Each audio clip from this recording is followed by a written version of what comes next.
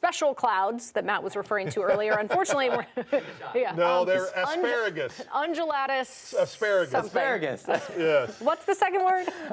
Undulatus asperatus. I have to say it at the same. Asperatus, all right. Asparagus. Right. That was close. Asparagus, asparagus, Same tomato, thing. tomato, whatever. Yeah, we got food on the brain this evening, I guess.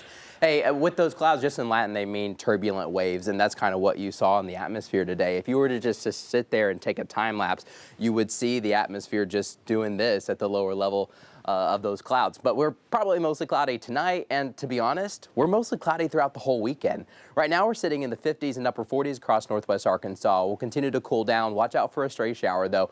The better chances for a few showers are actually in the River Valley. Once you get even south of Greenwood, south of Booneville, Scott County, southern LaFleur County, we'll have a chance for a few sprinkles tonight. We've already had some throughout the day, and then even heavier rain once you head closer to Hot Springs and Little Rock, farther south and east you go. But we got some more rain chances coming up for this weekend, too. We're going to hold on to these clouds. There's a stationary boundary that's sitting over us, and as it sits over us, it keeps the atmosphere rising. That means you produce clouds, and when they get thick enough, they throw out a couple raindrops, and then they just move along. But no thunderstorms expected throughout your Saturday and the daylight hours of Sunday, just an isolated shower every once in a while.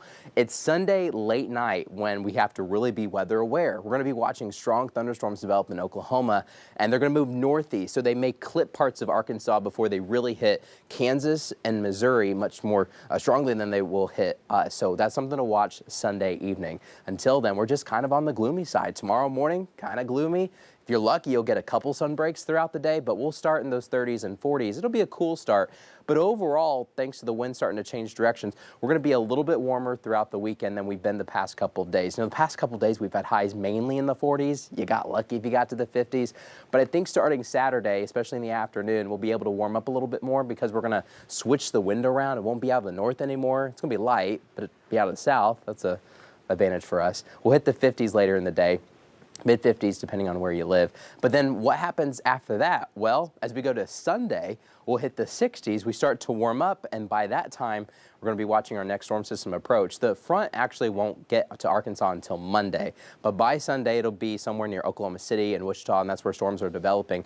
But then by about 10 o'clock Sunday night and pushing into midnight, early Monday morning, that's when we'll watch for thunderstorms crossing the state line, but they will be weakening over time. So it's this front that's going to be acting up for us. We'll probably watch some supercells develop all the way from Fort Sill into Oklahoma City to Stillwater, north to Wichita. And over time, they're going to be lifting off towards the north and east. And as they do so, they're probably going to clip us, but they're going to be weaker as they cross the state line into Arkansas because the better upper level support will be towards the west. So they kind of outrun the whole system. And as they do, they start to lose steam. But we still have a level 1 severe risk across most of the 5 country.